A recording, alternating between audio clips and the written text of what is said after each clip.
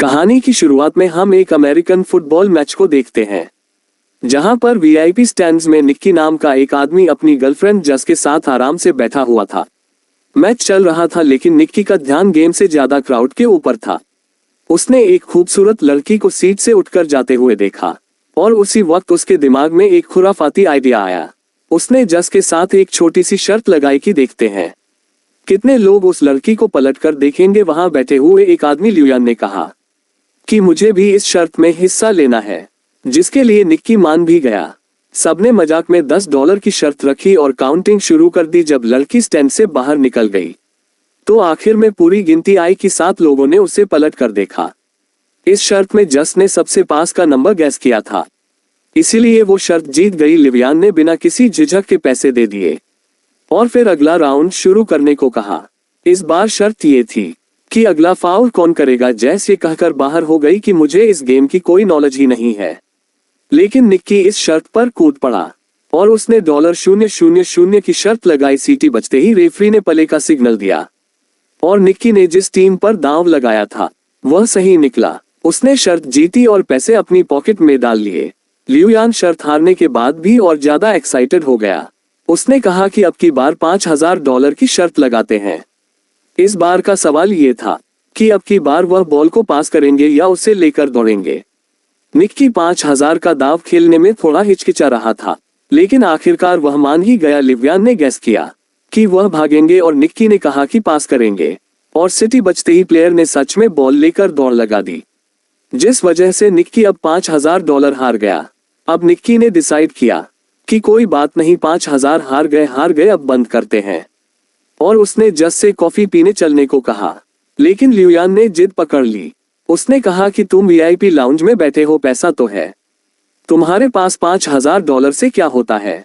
एक और बाजी खेलो, इस बार $10,000 की। और आखिरकार निक्की मान ही गया।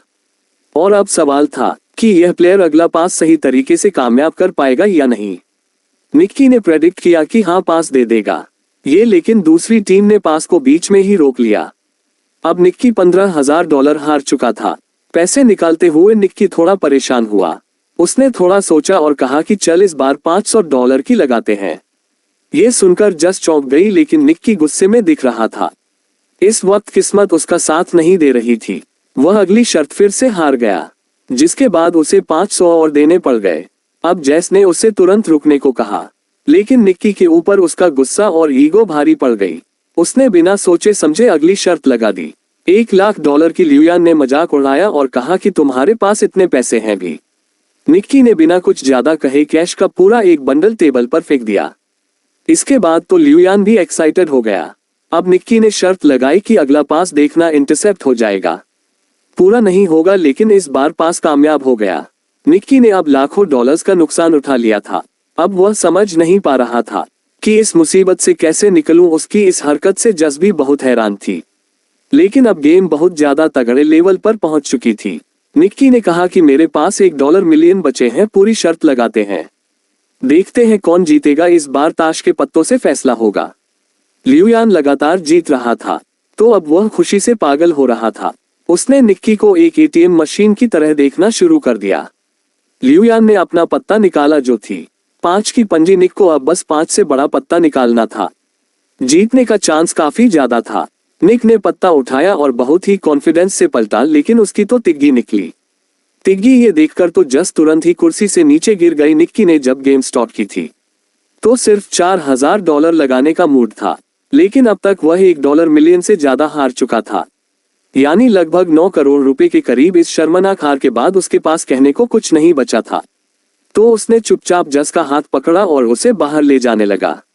उसका मन बहुत दुखी था, लेकिन ल्यूयान अभी भी उसे और चिढ़ाने लगा। उसने कहा कि यही होता है बेटे उस्ताद के साथ खेलने का नतीजा। निक्की ने रुककर एक और शर्त लगाई, $1 मिलियन की। अब आइडिया थोड़ा नया था। निक्की ने चैलेंज दिया कि ल्यूयान किसी भी रैंडम प्लेयर को दूरबीन से चुन सकता है, और अगर निक्की ने उसका जर्सी नंबर सही से गैस कर लिया तो जीत उसकी। ल्यूयान इस बात से थोड़ा कंफ्यूज हो गया। उसने कहा कि यह तो भाई दिमाग पड़ने वाली बात हो गई। उसे लग रहा था मानो निक्की अपने पैर पर खुद कुल्हाड़ी मार रहा है। उसे थोड़ा शक भी था कि कहीं निक्की कुछ चीटिंग तो नहीं कर रहा था। उसके शक को दूर करने के लिए निक्की ने कहा कि चल मैं गैस भी नहीं करता, इस बार जज करेगी गैस। जस ने गुस्से से निक्की को देखा। उसे समझ नहीं आ रहा था कि आखिर यह चल क्या रहा है। क्या चांस है कि इतने लोगों में जिसका जर्सी नंबर बोलूंगी वही होगा, ये कहकर वह वहां से जाने लगी। लेकिन लियुयान के सिक्योरिटी गार्ड ने उसे जाने से रोक लिया और उनके बीच छोटी सी झड़प हो गई। जस ने खुद को थोड़ा शांत किया। निक्की ने उससे कहा कि बस ग्राउंड में नजर घुमाओ और जो नंबर तुम्हें अपना सा लगे वह बोल दो। लियुयान ने दूरबीन उठाए और एक प्लेयर को चुना, जिसके बाद जस ने दूरबीन ली और पूरी फील्ड को स्कैन किया। हर तरफ उसे जर्सी नंबर्स ही दिख रहे थे। कैसे गैस करे, तभी उसकी नजर एक जाने पहचाने चेहरे पर पड़ी और उसे निक्की की बात याद आई कि जो नंबर तुम्हें अपना सा लगे उसे चुन लेना। वहां उनका दोस्त फरहाद 55 नंबर की जर्सी पहने हुए था। जस को समझ आ गया कि यह सब निक्की के प्लान का एक हिस्सा था। उसने कहा नंबर 55 और वो एकदम सही जवाब था। उसके जवाब से लियुयान दंग रह गया। जस भी कुछ पलों के लिए सोच में पड़ गई कि निक्की को पहले से यह कैसे मालूम था कि लियुयान उसी नंबर को सेलेक्ट करेगा। लेकिन इस वक्त यह सब जरूरी नहीं था।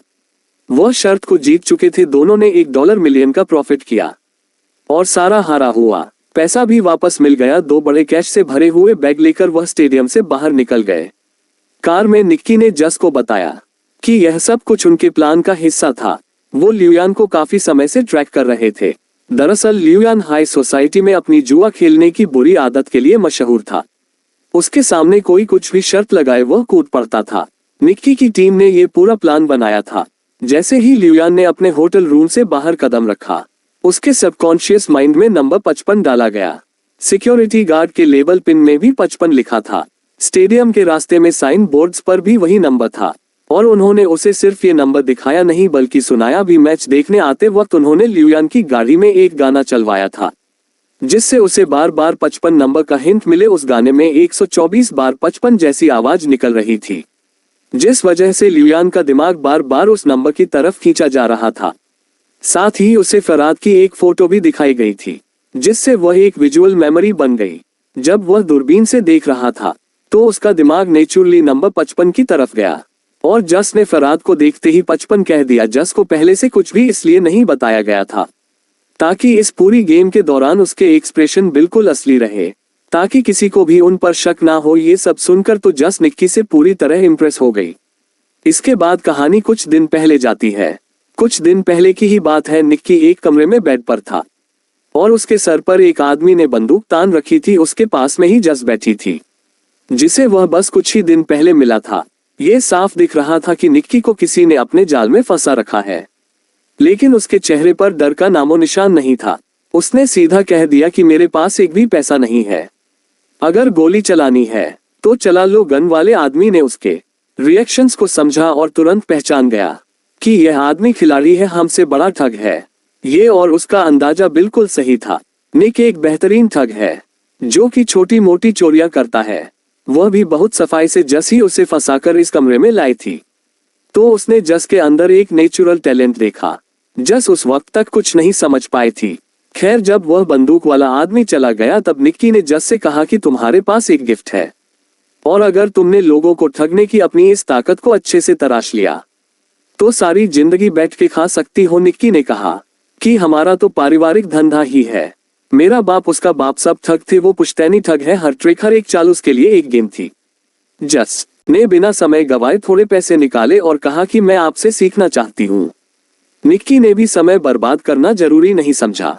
बाहर जाते वक्त भी निक्की ने जस की एक अंगूठी चुरा ली थी और उसे पता तक नहीं चला था। जब तक जस समझ पाती कि हुआ क्या है तब तक उसकी घड़ी भी गायब हो चुकी थी और जब उसने हैंडबैग में घड़ी रखी तो निक्की उसका वॉलेट निकाल चुका था। इन सारे कारनामों के बाद निक्की ने कहा कि हाथ की सफाई, टाइमिंग और थोड़ा सा स्टाइल, बस यही चाहिए। इस काम में उस दिन निक्की ने उसे गुड बाय के अलावा कुछ और नहीं कहा।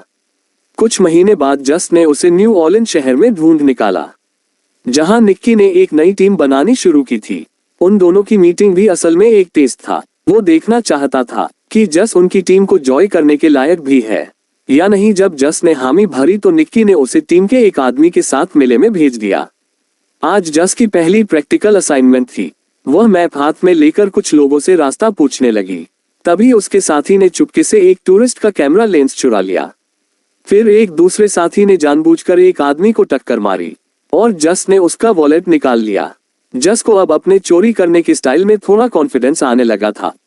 उसने चॉपस्टिक्स की मदद से एक और औरत के बैग से वॉलेट निकाल लिया और कुछ इतना स्मूथ था कि किसी को शक भी नहीं हुआ। निक्की यह सब कुछ एक बिल्डिंग के टॉप से देख रहा था। उसने टीम से कहा कि उसे अकेला छोड़ दो, अब उसके उड़ने की बारी है। जस ने एक के बाद एक महंगा सामान चुराना शुरू कर दिया और उसकी हर चोरी के साथ निक्की की आंखों में उसके लिए इज्जत बढ़ने लगी। अब निक्की ने उसे एक और बड़े असाइनमेंट के लिए भेज दिया। इस बार यह एक हाईटेक फ्रॉड था। खास तरह के लेंसेज की मदद से वह लोग दूसरों के पत्ते देख सकते थे और फिर अपने इसको आसानी से हरा देते। यहाँ पर क्रेडिट कार्ड चुराने का सिस्टम भी चल रहा था। कार्ड को चुराकर चुपके से एक टीममेट के पास भेजा जाता, जहां एक डिवाइस उसके डाटा को कॉपी करता और फिर वह कार्ड वापस उसी शख्स की पॉकेट में चला जाता। जब तक किसी को कुछ पता चलता तब तक पूरा अकाउंट खाली हो जाता।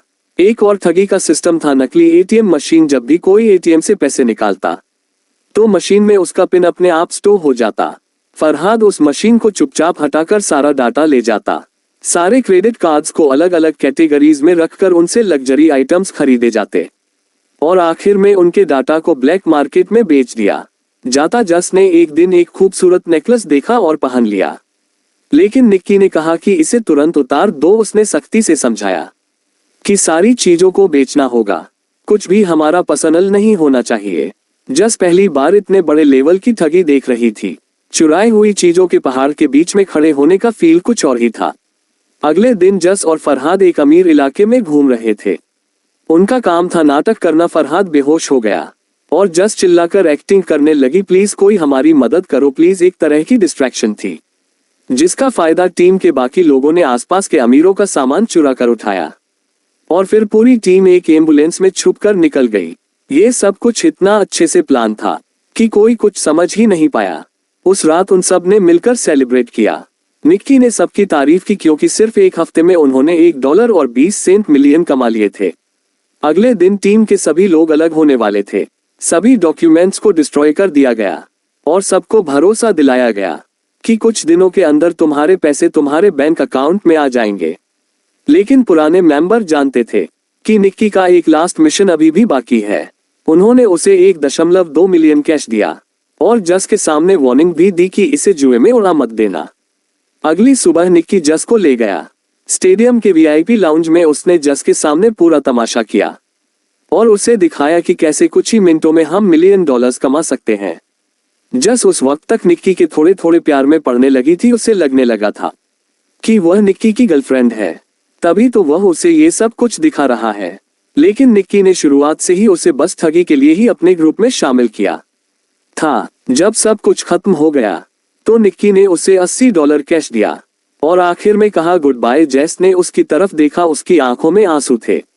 उसका दिल टूट गया था। एक तरफ वह निक्की से सच में प्यार कर बैठी थी, दूसरी तरफ उसे ये भी लग रहा था कि $80 बहुत कम है, क्योंकि निक्की ने अभी अभी $1 मिलियन कमाए थे। लेकिन निक्की की दुनिया में जज्बातों के लिए कोई जगह नहीं थी और जस ने अब उसका असली रंग देख लिया था। लगभग 3 साल बाद हम एक रेस कार को सर्विस स्टेशन में घुसते हुए देखते हैं और जल्द ही हमें निक्की भी वहां नजर आया। उसकी आंखों में थकान थी और उसके चेहरे पर साफ लिखा हुआ था कि पैसे खत्म होने वाले हैं।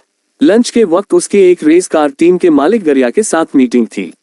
गरिया की रिसर्च टीम ने EXR नाम का एक नया एल्गोरिदम डेवलप किया था, लेकिन वह इसको और बढ़िया करके अपने जीतने के चांसेस और बढ़ाना चाहते थे। इसके लिए उन्होंने निक्की को काम पर रखा। प्लान बिल्कुल सिंपल था। निक्की उनका चीफ इंजीनियर होने का नाटक करेगा, फिर वह ऐसा दिखाएंगे कि उसके और गैरिया के बीच में लड़ाई हो गई है ताकि दूसरी टीम्स उनके जाल में फंस सके। इसके बाद निक्की फिर EXR का एक फेक वर्जन बेचेगा राइवल टीम को और असली सिस्टम गैरिया की टीम इस्तेमाल करेगी, जिससे उनकी जीत पक्की हो जाएगी। डील के हिसाब से निक्की को €1 मिलियन मिलने वाले थे इस काम के लिए और फेक सिस्टम बेचने से जो कमाई होगी वह भी उसकी। निक्की ने इस काम को मजाक समझा। इतना सिंपल स्कैम तो वह नींद में भी कर सकता था, लेकिन गरिया के बटलर को उस पर बिल्कुल भरोसा नहीं था। उसने सीधा निक्की को धमकाते हुए कहा कि अगर कुछ भी गड़बड़ की ना तो गोली सीधी छाती में मारूंगा तेरी। निक्की ने एक टैक्सीडो पहना और शाम को एक पार्टी अटेंड करने के लिए निकल गया। उनका प्लान था भीड़ के बीच में अपना झगड़ा करना, पर उनका प्लान तो तभी बिखर गया जब जेस ने एंट्री मारी एक लाल ड्रेस में सीढ़ियों से उतरते हुए, और वह सीधा जाकर गैरिया के गले लग गई। ये देखकर निक्की का दिमाग घूम गया। मैं निक्की का ही आदमी था, और सच कहूं तो उसका बाप हूं। मैं असली बाप। उसने गोली जानबूझकर दिल के साइड में चलाई थी। उसने टेप से जख्म को सील किया, सुई से खून निकाला और उसकी छाती में एयर प्रेशर को स्टेबलाइज किया। अचानक निक्की ने फिर से अपनी आंखें खोल दी। वो अब भी जिंदा था। यह एक्ट थोड़ा पागलपन से भरा हुआ था, लेकिन काम तो कर गया। पैसों का ढेर उनके पीछे पड़ा था और वह तीनों वहां से निकल गए। निक्की दरअसल एक अनाथ था और उसे इसी बटलर ने पाला था। उसने ही निक्की को ये सारी चोरी चिकारी की स्किल्स सिखाई थी। कभी इमोशनल मत होना, लेकिन अब निक्की सच में जस से प्यार करने लगा था। बटलर ने दोनों को एक सड़क किनारे छोड़ा और सारे पैसे लेकर चला गया। निक्की के हाथ कुछ भी नहीं आया, लेकिन हॉस्पिटल जाते हुए निक्की ने गाड़ी में देखा कि गरिया की 2 लाख यूरोस की घड़ी जस के हाथ में थी। दोनों ने एक दूसरे को देखा और मुस्कुरा दिए। इस चालबाजी और हाथ की सफाई के साथ वह दुनिया के किसी भी कोने में भूखे तो नहीं मरेंगे। वीडियो पसंद आए तो लाइक कर देना, चैनल को सब्सक्राइब कर लेना। मिलते हैं अगली वीडियो।